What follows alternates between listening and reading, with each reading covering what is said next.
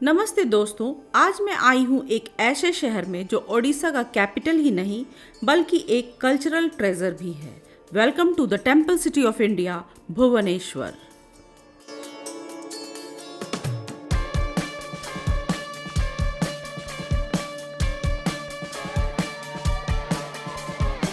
भुवनेश्वर एक unique blend है history, culture, modernity and spirituality का। और ओडिशा ही नहीं, पूरे भारत में फेमस है अपने ऐतिहासिक मंदिरों के लिए। और अगर इतिहास के पन्नों को पलटा जाए तो ये शहर कलिंग वंश की राजधानी थी, जो आज से 2000 वर्ष पहले की मानी जाती है।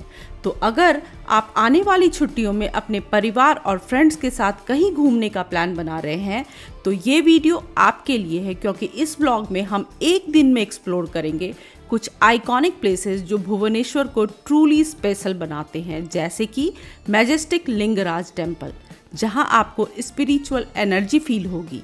धौलीगिरी शांति स्तूपा, जहां सम्राट अशोक ने अपनी युद्ध यात्रा छोड़कर शांति का रास्ता चुना था। और फिर चलेंगे खंडगिरी और उदयगिरी की प्राचीन गुफाओं तक। और अंत में थोड़ा नेचर और वाइल्ड लाइफ के साथ नंदनकानन जूलॉजिकल पार्क में एक छोटा जंगल सफारी राइड भी लेंगे।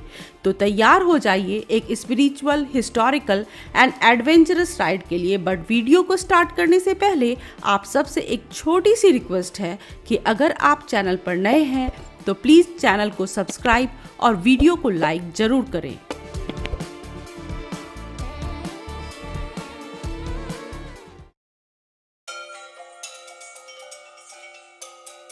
दोस्तों, भुवनेश्वर नाम संस्कृत शब्द के त्रिभुवनेश्वर से लिया गया है, जो भगवान शिव के नामों में से एक है।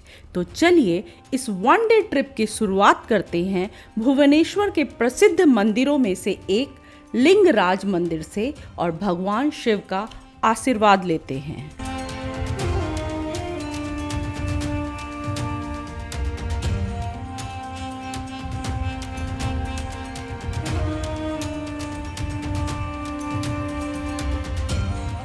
180 फीट ऊंचे लिंगराज मंदिर का निर्माण कलिंग शैली में किया गया है। और यहाँ भक्त भगवान शिव की हरिहर रूप में पूजा करते हैं, जो भगवान शिव और विष्णु का संयुक्त रूप है। और यही इस मंदिर की विशेषता है। मंदिर में स्थापित शिवलिंग को स्वयंभू माना जाता है, जो 8 फीट ऊंचा है। मंदिर परिसर में कैमरा, मोबाइल ले जाना अलाउड नहीं है तथा गैर हिंदुओं के लिए प्रवेश वर्जित है। परंतु मंदिर के बाहर बने व्यू पॉइंट से आप इस भव्य मंदिर को देख सकते हैं।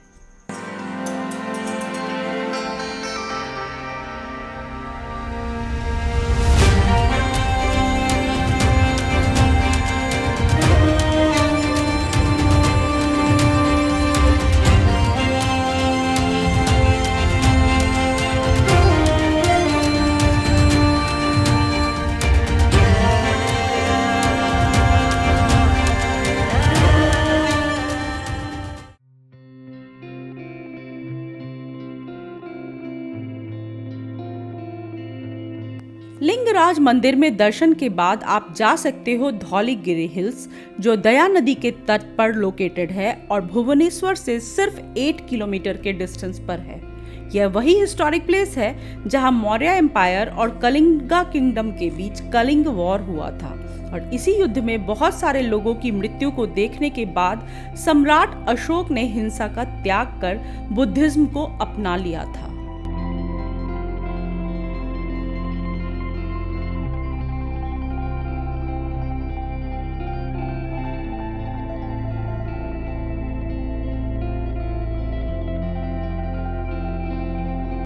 दोस्तों, कलिंग के हिस्टोरिक वॉर और सम्राट अशोक के ट्रांसफॉर्मेशन को दर्शाता हुआ एक शांति स्तूप, जिसे पीस पैगोडा भी कहते हैं, इस पहाड़ियों पर बनाया गया है। शांति स्तूप का आर्किटेक्चर काफी मैजेस्टिक है।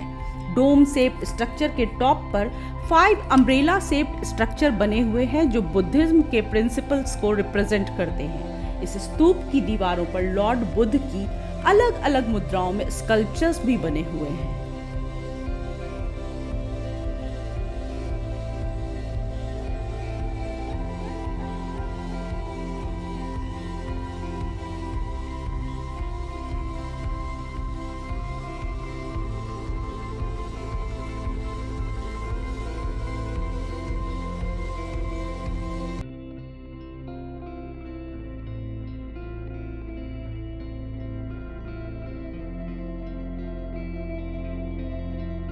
धौलीगिरी हिल्स के फुट पर लोकेटेड है अशोका रॉक एडिक्ट्स का साइट, जहां पत्थरों पर सम्राट अशोक के संदेश लिखे गए हैं। शांति का पैगाम, बुद्धिज्म की टीचिंग, ये सब कुछ एक टेस्टिमनी है सम्राट अशोक के इनर ट्रांसफॉर्मेशन का। तो अगर आप भी इंडियन हिस्ट्री में इंटरेस्टेड हैं तो ये एक मस्ट विजिट प्लेस है।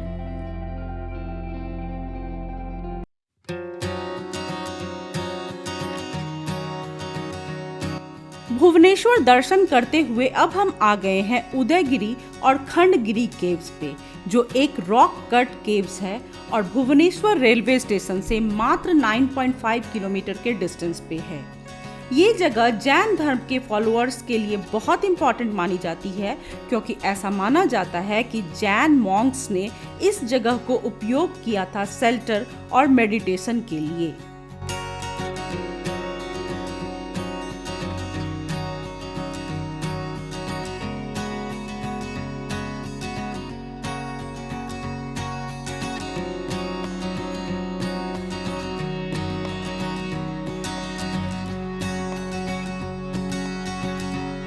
उदयगिरी और खंडगिरी केव्स को पहले कटक केव्स के नाम से जाना जाता था।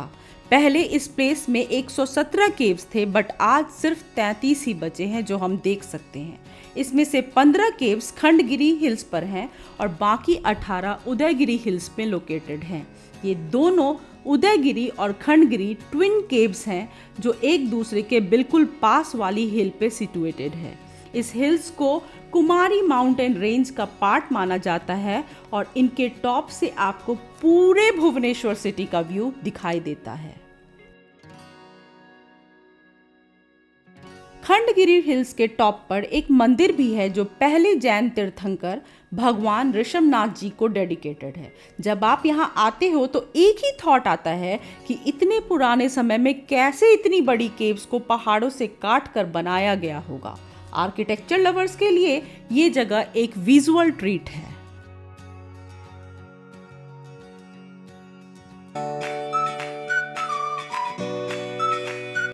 भुवनेश्वर आए हो तो नंदनकानन जूलॉजिकल पार्क विजिट करना तो बनता है।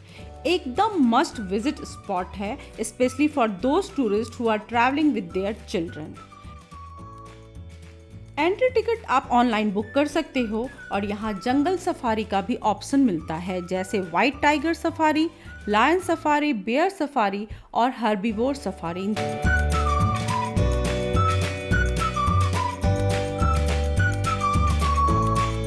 जू के अंदर एक ब्यूटीफुल बोटैनिकल गार्डन भी है और एक सेरेन लेक भी, जिसका व्यू काफी पीसफुल लगता है। और क्योंकि जू काफी बड़ा है, यहाँ बैटरी ऑपरेटेड व्हीकल्स भी अवेलेबल हैं, जिनसे आप कंफर्टेबली पूरे एरिया को एक्सप्लोर कर सकते हो। इनके टिकट्स एंट्री गेट पर और जू के अंदर भी मिल जाते हैं।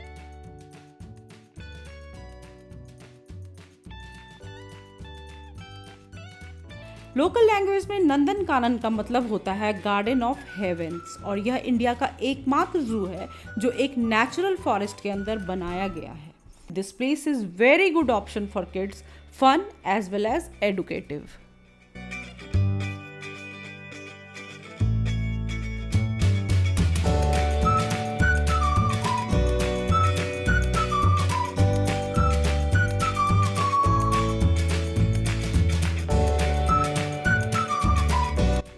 चाहे एक ही दिन का ट्रिप हो, तब भी भुवनेश्वर में शॉपिंग और स्ट्रीट फूड को ट्राई करना मत भूलना। आप यहाँ से jewellery, traditional saris, handicrafts, would and stone carvings खरीद सकते हो। परफेक्ट सोवेनियर लेने की जगह है। और खाने में अगर आपको मीठा पसंद है तो पहाला रसगुल्ला और छेना पोड़ा मस्ट ट्राई है। ये ओडिशा की स्पेशलिटी है जो भुवनेश्वर ट्रिप को बना देते हैं unforgettable. These were the 4 places जो हमने एक दिन के भुवनेश्वर ट्रिप में कवर किया। राजरानी टेम्पल और ओडिशा स्टेट म्यूजियम जैसे और भी स्पॉट्स थे, but due to time constraint सिर्फ यही एक्सप्लोर कर पाए। नंदनकानन से एयरपोर्ट तक हमारी टैक्सी ने लगभग 45 मिनट्स लिए और फिर 2.5 आवर्स की फ्लाइट के बाद हम वापस दिल्ली आ गए। That's it focus. अगर ब्लॉग पसंद आया हो तो लाइक करो, शेयर करो और चैनल को सब्सक्राइब करना मत भूलना। मिलते हैं नेक्स्ट ब्लॉग में एक नए डेस्टिनेशन के साथ।